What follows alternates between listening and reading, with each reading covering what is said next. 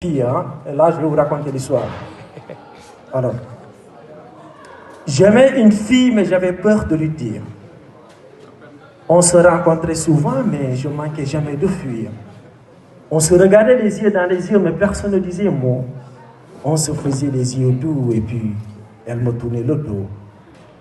Elle passait toujours devant chez moi pour aller à la boutique.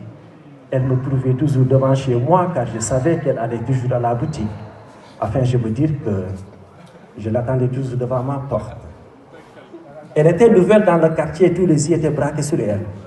Je commençais à être inquiet quand j'avais vu tous ces va-et-vient chez elle. Elle était si belle, elle était comme une sirène. Si j'étais roi, j'en ferais ma reine. Je me posais souvent des questions à savoir comment l'approcher, l'aborder, la fréquenter. Mais le courage faisait défaut et pourtant j'aimais la go. Quand elle me tournait le dos, j'avais envie de oh. Mais j'avais peur. La fille allait toujours à la boutique et j'étais toujours devant ma porte.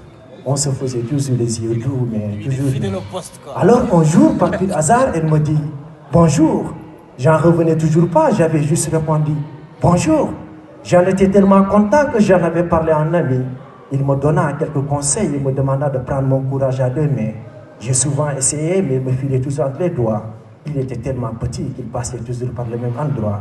Alors j'avais pensé lui envoyer une petite lettre, lui parler de mes sentiments. Mais j'avais peur qu'elle me rejette, me vexe et que je suis au test. Alors j'attendais toujours. Les prétendants se multipliaient et je voyais mes chances diminuer. Alors il fallait que je lui parle, il fallait que je lui dévoile mon secret. Il fallait que je lui enlève son voile, lui contempler son joli visage. Il fallait que ça m'engage. Mais où trouver tout ce courage? Quelques semaines après, la fille avait fini par m'écrire. Elle disait avoir des sentiments pour moi. Elle voulait qu'on se voie. Waouh! Là, j'avais plus le choix. À moi, il fallait que je croie. Alors, tôt le matin, je m'étais pointé chez elle. Toc, toc, toc. Toc, toc, toc. Devinez quoi?